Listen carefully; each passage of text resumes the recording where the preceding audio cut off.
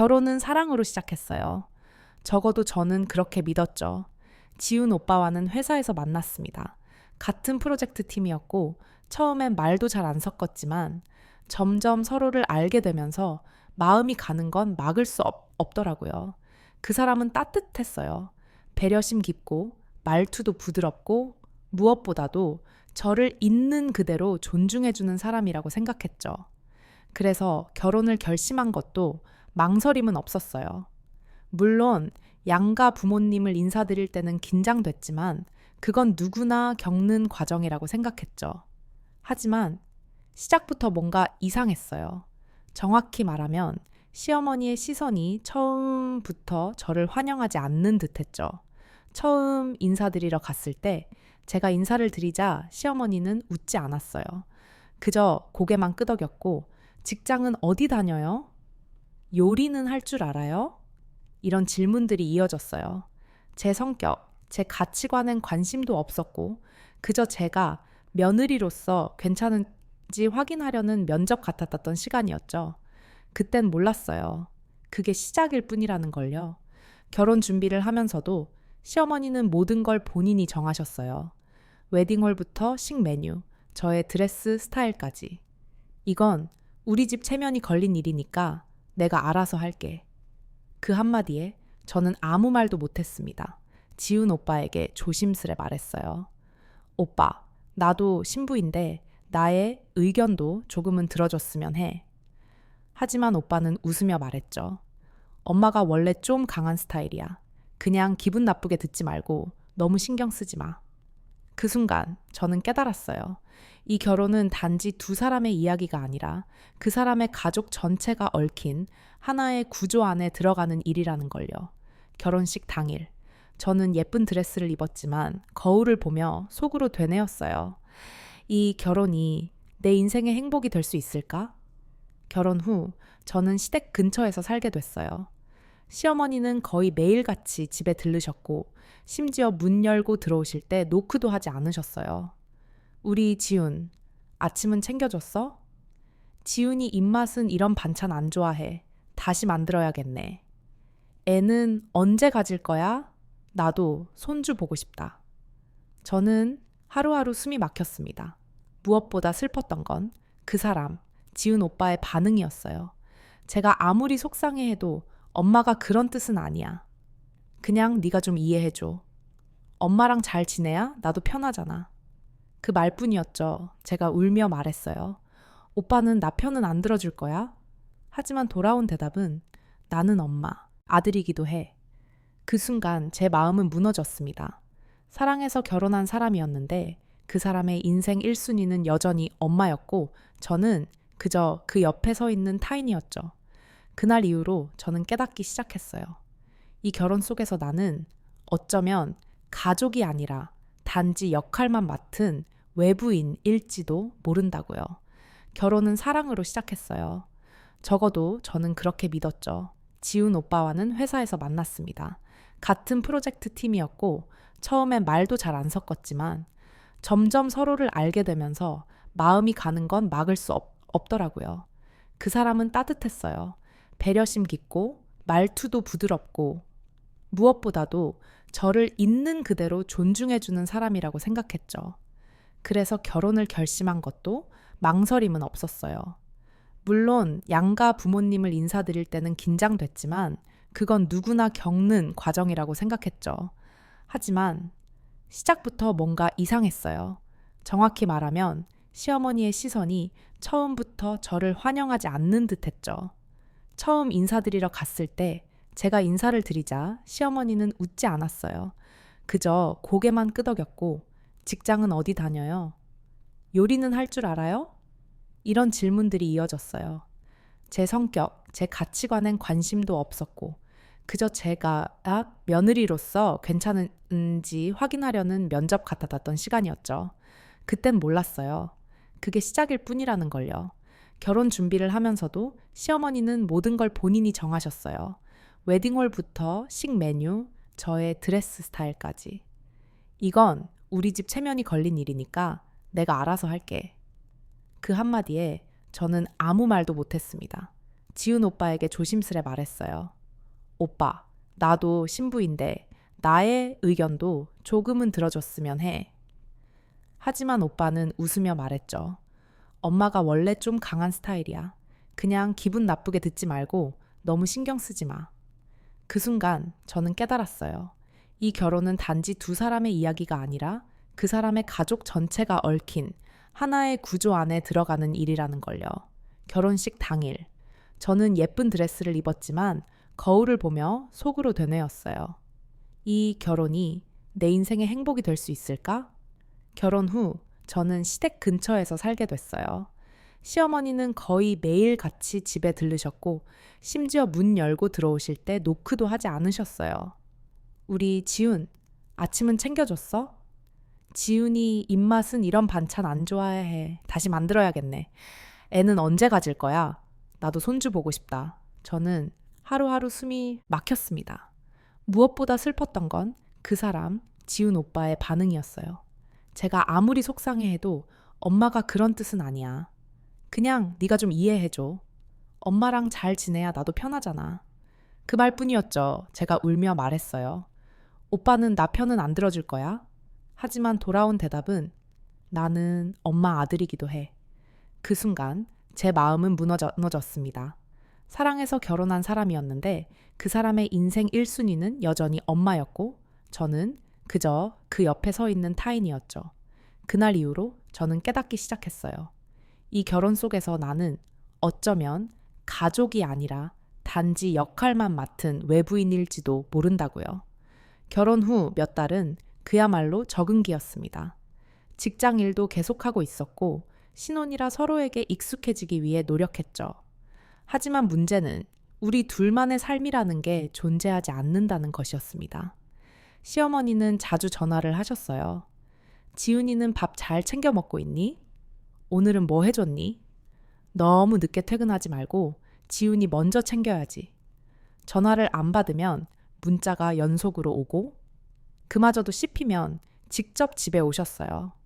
어느 날은 퇴근하고 지친 몸으로 집에 왔는데 냉장고가 다 바뀌어 있었어요.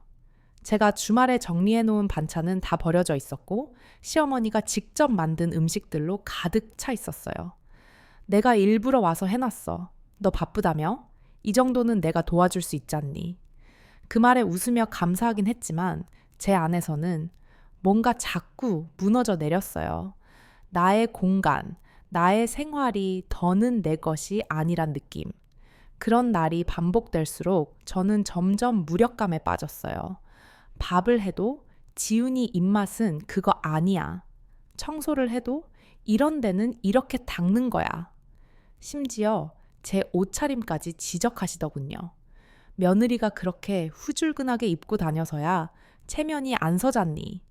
제가 무언가를 하면 틀렸다고 하셨고 하지 않으면 왜 안 하냐고 하셨어요. 어떻게 해도 정답은 없었어요. 그냥 제가 하는 모든 것이 틀린 듯한 기분이 들었죠. 하루는 제가 반차를 내고 병원에 다녀왔어요. 몸이 좀 안 좋아서요. 그런데 그날도 시어머니는 집에 와 계셨어요. 제가 쉬고 있으니까 묻더군요. 왜 이렇게 피곤해 보여? 설마 임신 아니야? 그리고는 당장 손주 계획을 물으셨어요. 너희 결혼한 지 벌써 1년인데 이제는 가질 때도 되지 않았니? 그날 밤 지훈에게 조심스레 말했어요. 오빠, 나는 아직 준비가 안 된 것 같아. 지금은 일도 중요하고 우리 둘만의 시간을 더 보내고 싶어. 하지만 돌아온 대답은 엄마도 너 생각해서 그러는 거야. 그 말을 듣고 저는 화가 나기보다는 그저 말문이 막혔습니다. 왜 제 생각은 엄마도 너 생각해서로 치환되어야 하는 걸까요? 내 목소리는 왜 항상 무시당하는 걸까요? 그날 밤 저는 잠을 잘 수가 없었어요. 지우는 편하게 자고 있었고 저는 거실에 앉아 창밖을 멍하니 바라봤어요. 결혼이 이런 거라면 내가 이 삶을 원했던 게 맞나? 혼자에게 계속 묻고 또 물었어요. 그 순간 마치 내가 이 집에서 위치 없는 존재처럼 느껴졌어요. 밥을 해도 청소를 해도 정성을 다해도 내 편은 없다는 걸 알게 되었죠. 결혼 1년 차였던 그 해 여름, 저는 회사에서 중요한 프로젝트를 맡게 되었어요. 야근도 많고 출장이 잦았지만 그만큼 저에게도 큰 기회였어요. 제 커리어에서 더 성장할 수 있는 정말 소중한 시기였죠. 하지만 그 시기, 시어머니의 간섭은 더욱 심해졌습니다. 며느리란 사람이 밤늦게까지 돌아다니는 게 보기 좋아? 지훈이는 집에서 혼자 밥도 못 챙겨 먹는다며 그 나이에 언제까지 일만 하다 살 거야? 그 말들은 처음엔 그냥 한 귀로 듣고 흘리려 했어요. 하지만 그 말들이 쌓이고 반복되면 결국 마음에 상처가 되어 박히더군요. 어느 날 밤이었어요. 출장에서 돌아와 지친 몸을 이끌고 집에 들어왔을 때 시어머니가 저희 집 거실에 앉아 계셨어요. 그리고 제 서류 가방을 내려다보며 한마디 하시더군요. 회사 일이 그렇게 중요해. 가정을 돌보는 것도 며느리의 책임이야. 그 순간 저는 말문이 막혔어요. 그리고 지훈이에게 시선을 돌렸어요. 그가 뭐라고 말할까? 내 편을 들어줄까? 작은 기대라도 있었어요. 하지만 그는 아무 말도 하지 않았습니다. 그저 조용히 고개를 숙이고 있었어요. 그날 밤 저는 지훈에게 말했어요. 오빠, 나 요즘 너무 힘들어. 회사 일도 그렇고 시어머니 말씀도 점점 감당이 안 돼. 하지만 그는 또 그렇게 말했죠. 엄마는 우리 걱정해서 그러는 거야. 그리고 너도 이제 좀 가정에 집중할 때가 되지 않았어? 그 말에 제 속이 무너져 내렸어요. 왜 나의 노력은 보이지 않는 걸까? 왜 나는 항상 이해하는 사람이어야 할까? 왜 내 마음은 늘 배려라는 이름으로 눌려야만 하는 걸까? 며칠 뒤 시어머니는 저희 집에 와서 갑자기 전업주부 얘기를 꺼내셨어요. 요즘은 애도 없이 맞벌이 하는 게 무슨 의미가 있니? 차라리 집에 있는 게 지훈이랑 너 둘 다 편할 거야. 며느리 노릇, 아내 노릇 제대로 하려면 하나쯤 포기해야지. 그날 저녁 지훈은 제게 진지하게 말했어요. 우리 네가 당분간 일 그만두는 건 어때? 엄마도 너무 스트레스 받아 하시고 나도 네가 조금 더 여유 있었으면 좋겠어. 그 순간 저는 배신감과 외로움이 뒤섞인 감정에 눈물이 났어요. 오빠는 내가 어떤 마음으로 일하고 있는지 정말 모르는 거야? 지우는 잠시 망설이다 말했죠. 나는 네가 힘든 거 보기 싫어서 그래. 엄마가 좀 그러는 건 그냥 흘려들으면 안 돼? 그냥 흘려들으라니. 그건 내 감정을 무시하라는 말과 같았어요. 내 존재를 지워도 된다는 허락 같았어요. 그날 밤 저는 스스로에게 물었어요. 나는 지금 누구를 위해 살고 있는 걸까? 남편을 위한 인생인가? 시어머니를 위한 삶인가? 그리고 그 안에서 나라는 사람은 존재하지 않음을 처음으로 분명하게 느꼈어요. 하루하루가 버거웠어요. 몸보다 마음이 지쳐갔습니다. 회사를 나가는 아침마다 문득 문턱에서 한숨을 쉬게 되더군요. 누구보다 좋아했던 일이었지만 이젠 눈치를 보며 다녀야 하는 존재가 되어 있었어요. 시어머니의 시선, 남편의 태도, 그리고 나를 탓하는 나 자신. 며칠 전 시어머니께서는 저를 따로 불러 말하셨어요. 지금이라도 그만둬. 그깟 직장보다 중요한 건 가정이야. 그 말에 제가 조용히 말했죠. 어머님, 저는 일도 제 삶의 일부예요. 하지만 돌아온 대답은 차가웠습니다. 그럼 그 일이나 하며 살아. 지훈이랑 이 집은 생각하지 말고. 순간 눈물이 나올 뻔했지만 참았어요. 울면 또 약한 여자라고 할 테니까요. 그날 밤 남편과 이야기했어요. 오빠, 우리 솔직하게 이야기 좀 하자.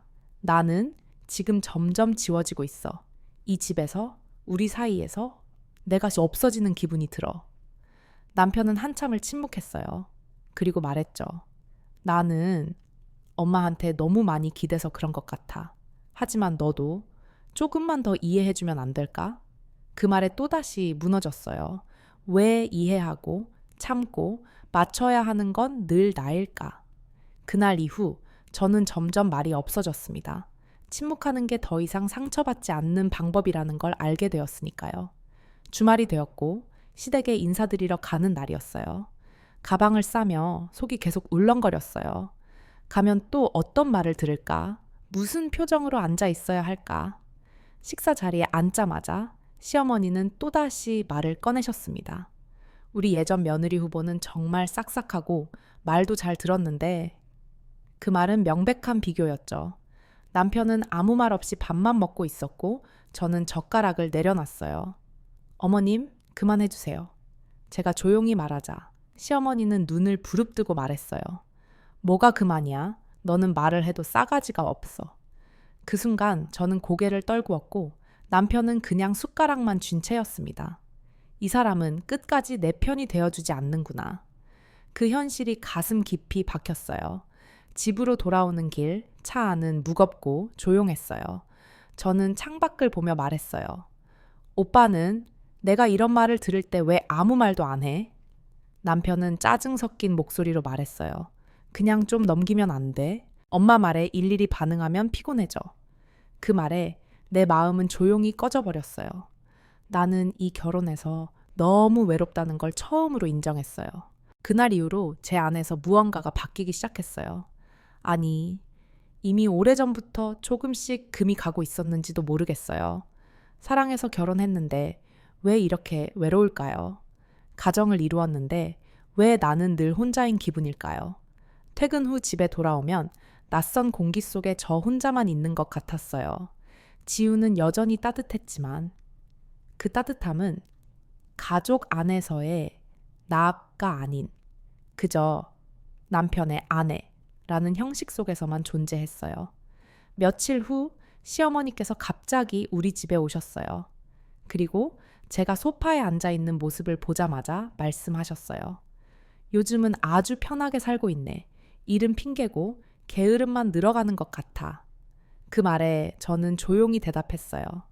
어머님, 저 나름대로 열심히 살고 있어요. 그렇게 쉽게 판단하지 말아주세요. 하지만 시어머니는 비웃듯 웃었어요. 말대꾸는 잘하네. 이제는 시어머니 위에 서고 싶나 봐? 그 순간 저는 더 이상 대화를 이어가고 싶지 않았습니다. 말을 해도 전달되지 않는다는 걸 너무 잘 알고 있었거든요. 그날 밤 지훈에게 말했어요. 우리 이제 정말 진지하게 이야기하자. 나는 지금 이 결혼 안에서 너무 외로워. 그는 고개를 숙이고 있었어요. 그리고 조용히 말했죠. 미안해. 그냥 뭘 어떻게 해야 할지 모르겠어. 저는 그 말에 더 슬퍼졌어요. 그게 더 아파. 아무것도 하지 않는다는 거. 아무런 편도, 방어도, 감정도 없는 그 무심함이 나를 더 상처 주는 거야. 그날 밤 저는 처음으로 혼자 방에 들어가 문을 닫았습니다. 결혼 후 처음으로 지훈과 같은 침대에 누워있지 않았어요. 그리고 작은 탁자 위에 앉아 노트 한 권을 꺼냈어요. 나라는 사람은 이 결혼 안에서 어떤 존재일까? 나는 왜 여전히 가족이라는 울타리 안에 들지 못하는 걸까?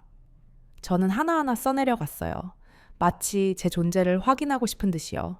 단 한 줄이라도 지워지지 않기를 바라는 마음으로. 며칠 후 친정 엄마에게 전화를 걸었어요.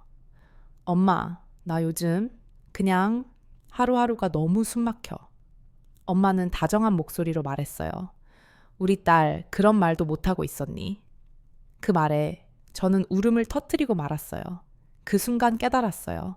내 감정을 말할 수 있는 사람이 이 결혼 안에는 없다는 것.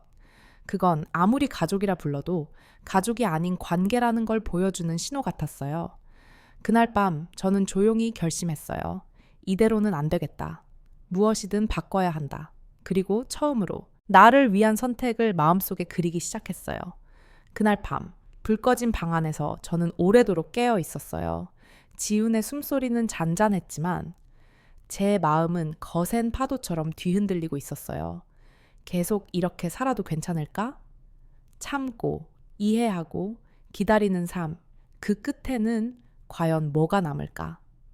아침이 밝았고 평소처럼 밥상을 차렸지만 제 마음은 달라져 있었어요. 눈에 보이지 않는 무게가 더는 저를 짓누르지 않게 하겠다고 다짐했거든요. 그날 출근길에 저는 핸드폰을 꺼내 회사 근처에 있는 상담소를 검색했어요. 심리상담소, 가족 갈등, 정서 소진, 자존감 회복 몇 개를 저장해두고 점심시간이 되자 바로 전화를 걸었어요. 안녕하세요. 상담을 예약하고 싶습니다. 제 목소리는 떨렸지만 그 떨림 안에는 용기라는 단어가 숨어 있었어요. 며칠 후 상담실에 앉은 저는 차분히 이야기를 꺼냈어요. 저는 결혼을 했고요. 시어머니와 함께 살진 않지만 매 순간 그녀의 그림자 안에 있는 느낌이에요. 상담사는 고개를 끄덕이며 말했어요. 말씀해보세요. 당신은 지금 어떤 순간에 계신가요? 그 질문에 저는 생각했어요. 그리고 조용히 말했죠. 가족이라고 불리지만 저는 그 안에서 늘 초대받지 못한 손님 같아요. 그날 이후로 저는 매주 상담을 받았고 조금씩 제 감정을 정리하기 시작했어요. 무엇이 나를 힘들게 했고 어디서부터 멈췄어야 했는지를. 그 과정 속에서 내 감정을 인정하는 것이 얼마나 중요한지 깨달았어요. 그 후로 저는 지훈에게 조금씩 제 진심을 드러내기 시작했어요. 처음엔 낯설고 어색했지만 더 이상 억지로 웃고 참고 묻지 않기로 결심했으니까요. 어느 날 저녁 시어머니에게 전화가 왔어요. 이번 주에 우리 집에 올 수 있겠니? 예전 같았으면 무조건 네라고 했겠죠. 하지만 이번엔 제 감정을 먼저 생각했어요. 죄송해요, 어머님. 이번 주는 제 컨디션이 좋지 않아서 좀 쉬고 싶어요. 순간 전화기 너머로 정적이 흘렀어요. 그리고 냉랭한 목소리가 들렸죠. 그래, 요즘 너 참 많이 바뀌었네. 그게 다 누구 영향인지. 그 말에도 저는 담담하게 말했어요. 네, 저도 제가 변하고 있다는 걸 느껴요. 그리고 그 변화가 저를 조금 더 건강하게 만들고 있는 것 같아요. 그날 밤 지훈이 조심스레 물었어요. 엄마가 화난 것 같던데. 괜찮아? 저는 고개를 끄덕이며 말했어요. 이젠 엄마 기분보다 내 기분이 더 중요해졌어. 지훈은 아무 말 없이 고개를 숙였지만 그 침묵 속에 무언가 처음 느끼는 낯선 감정이 섞여 있는 듯했어요. 아마도 저에 대한 존중일지도 모르죠. 변화는 작게 시작됐지만 그 여운은 오래 남는다는 걸 그때 처음 느꼈어요. 며칠 후였어요. 지훈의 생일이 다가오고 있었고 시어머니는 당연하다는 듯이 우리 집에서 저녁을 함께 하자고 하셨어요. 지훈 생일인데 당연히 집에 가서 밥 차려줘야지. 며느리가 그런 것도 못해? 그 말에 저는 예전처럼 고개를 끄덕이지 않았어요. 조심스레 말했죠. 어머님, 이번엔 저녁 예약해뒀어요. 지훈이랑 단둘이 보내고 싶어서요. 정적이 흘렀고 시어머니는 냉정한 말투로 대답했어요. 그건 네가 결정할 일이 아니지. 지훈은 내 아들이야. 순간 그 말이 심장에 꽂혔어요. 지훈은 내 아들이야. 그 말 속엔 나는 아무것도 아니라는 선언이 담겨 있었어요. 그날 밤 저는 지훈에게 조심스럽게 말했어요. 당신한텐 나는 어떤 사람이야? 그는 놀란 듯한 얼굴로 저를 보더니 잠시 침묵하다가 대답했어요. 당연히 아내지. 저는 조용히 고개를 저었어요. 그럼 왜 엄마가 내 앞에서 나를 무시하고 깎아내려도 항상 침묵하는 거야? 지우는 말을 잇지 못했어요. 그 침묵이 무엇보다 더 차갑고 아프게 느껴졌어요. 당신이 아무 말도 안 하면 나는 늘 외롭고 혼자야. 아무도 나를 지켜주지 않아. 그날 이후 저는 점점 달라졌어요. 작은 행동 하나하나에 제 의사를 담기 시작했어요. 가사 노동도 예전처럼 무조건 도맡지 않았고 시댁의 부탁도 가능한 선에서 정중히 거절했어요. 그리고 시어머니와의 전화 통화 중 처음으로 명확하게 말했어요. 어머님, 저도 제 생활이 있어요. 시댁 일에 제 삶을 전부 맞출 순 없어요. 시어머니는 흥분해서 말했어요. 요즘 며느리들은 참 버릇이 없어. 내가 며느리일 땐 절대 그런 식으로 말 안 했어. 하지만 저는 더 이상 주눅들지 않았어요. 저도 예전엔 참았어요. 근데 참는다고 관계가 나아지지 않더라고요. 그래서 이제는 제 감정도 존중받고 싶어요. 그날 이후로 시어머니는 몇 번 전화를 하지 않았어요. 지훈 역시 어색한 침묵을 자주 보였지만 예전처럼 저를 무시하거나 중립적인 태도를 보이지 않았어요. 그리고 어느 날 퇴근 후 집에 돌아오니 지훈이 식탁에 앉아 있었어요. 눈앞에 작은 종이 한 장이 놓여 있었죠. 거기엔 단 한 줄이 적혀 있었어요. 우리 이제 진짜 대화해보자. 그 말 한 줄에 저는 눈물이 났어요. 그토록 듣고 싶었던 말, 그토록 간절히 바랐던 변화의 시작. 저는 천천히 의자에 앉았어요. 그리고 처음으로 서로를 마주보고 온전한 우리로서 이야기하기 시작했어요. 식탁 위에 놓인 종이 한 장. 우리 이제 진짜 대화해보자. 지훈의 그 글씨를 보는 순간 제 마음속에서 뭔가 울컥 올라왔어요. 그동안 얼마나 이 말을 듣고 싶었는지 몰라요. 말 좀 하자는 말, 같이 생각하자는 말. 저는 조용히 의자에 앉았고 지훈도 무겁게 입을 열었어요. 내가 너무 무심했지. 그 한마디에 눈물이 흘렀어요. 저는 조용히 고개를 끄덕이며 입을 열었죠. 나는 항상 혼자였어. 그날 우리는 아주 오래 이야기했어요. 서운했던 일들, 참았던 감정들, 상처받은 순간들. 지우는 자기가 한 행동들이 어떤 의미였는지 몰랐다고 했어요. 나는 그저 엄마랑 너 사이에 끼어 있는 게 너무 힘들었어. 그래서 아무 말도 안 하고 피했어. 근데 그게 결국 너한테는 더 큰 외로움이었구나. 저는 조용히 대답했어요. 응, 당신이 한쪽을 선택하라는 게 아니라 적어도 내 편에서 한마디라도 해줬으면 좋았을 거야. 지우는 고개를 떨군 채 오래도록 말이 없었어요. 그 침묵은 예전과 달랐어요. 피하는 침묵이 아니라 듣고 있는 침묵이었거든요. 다음 날부터 지우는 조금씩 변하기 시작했어요. 시어머니에게 오는 전화를 제가 곤란해할 땐 직접 받았고, 지금 아내가 쉬고 있어요. 라고 말하기도 했어요. 작은 변화였지만 제겐 큰 의미였어요. 저를 지켜주려는 그 마음이 느껴졌거든요. 어느 주말 시어머니께서 갑자기 집에 들이닥치셨어요. 아무 예고 없이요. 내 아들 밥은 챙겨줬니? 집이 이게 뭐니? 아무리 이래도 여자는 가정을 먼저 챙겨야지. 전처럼 가만히 듣고만 있지 않았어요. 조용히 단호하게 말했죠. 어머님, 저는 제 일도 제 삶도 소중해요.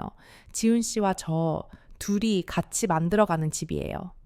시어머니는 화를 냈어요. 지훈을 향해 말했죠. 봐라, 네 와이프가 나한테 대들지 않니?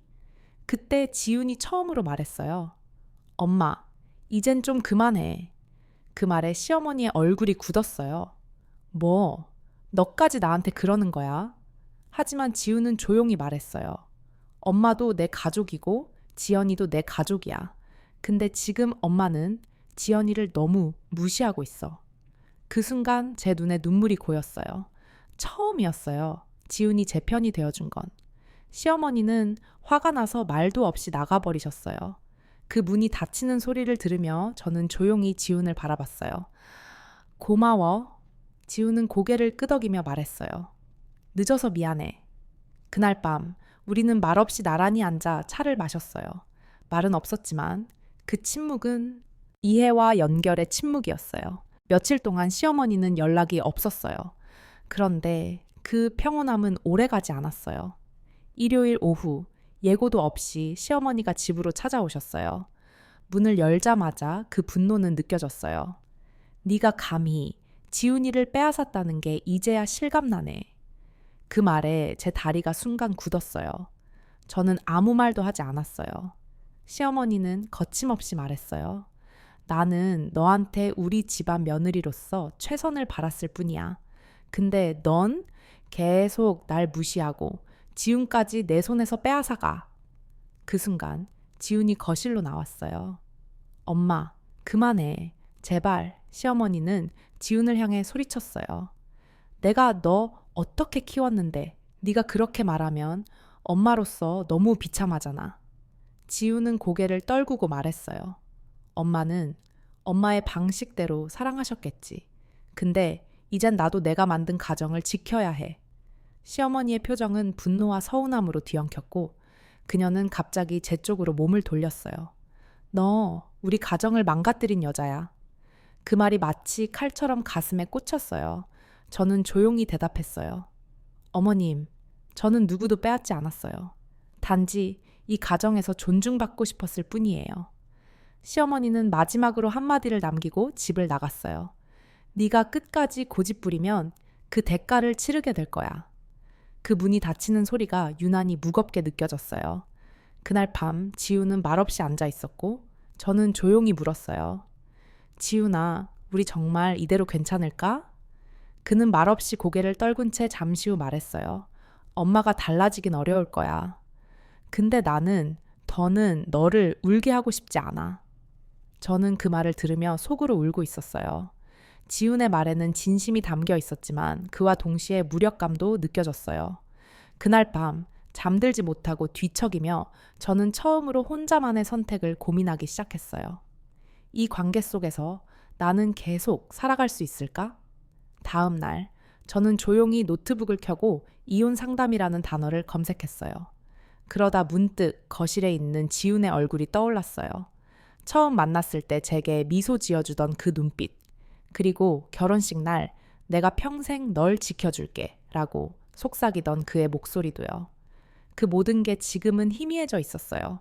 그리고 깨달았죠. 지금 이 고통은 단지 시어머니 때문만이 아니라 나와 지훈 사이의 균열 때문이라는 걸요. 그 밤 저는 한참을 울었어요. 그리고 결심했어요. 이제 마지막으로 한 번만 더 말해보자. 내 마음을 지훈에게 진심으로 전해보자. 새벽이 되어서야 저는 겨우 마음을 정리했어요. 눈은 퉁퉁 부었지만 머리는 이상하리만큼 맑았어요. 식탁에 앉아 지훈이 일어나기를 기다렸어요. 커피를 한 잔 내려놓고 제 앞에도 지훈 앞에도 똑같은 잔을 하나 놓았어요. 지훈이 거실로 나왔고 저를 보며 멈칫했어요. 무슨 일이야? 저는 조용히 말했어요. 우리 이제는 솔직히 말해보자. 지훈은 천천히 자리에 앉았고 커피를 한 모금 마셨어요. 그리고 저는 숨을 고르고 입을 열었어요. 나는 이 관계에서 더는 내가 가족이라고 느껴지지 않아. 어머님은 언제나 나를 외부인처럼 대했고 당신은 그 사이에서 나를 지켜주지 않았어. 지우는 아무 말도 하지 않았지만 그 눈빛은 흔들리고 있었어요. 나는 처음엔 정말 참았어. 가정을 지키고 싶었으니까. 근데 이제는 나 자신도 지켜야겠다는 생각이 들어. 지훈이 조용히 입을 열었어요. 그래서 어떻게 하고 싶어? 저는 손을 모은 채 작게 속삭였어요. 만약 당신이 이 관계를 바꾸기 위해 함께 노력할 수 없다면 나 이 결혼을 계속할 수 없을 것 같아.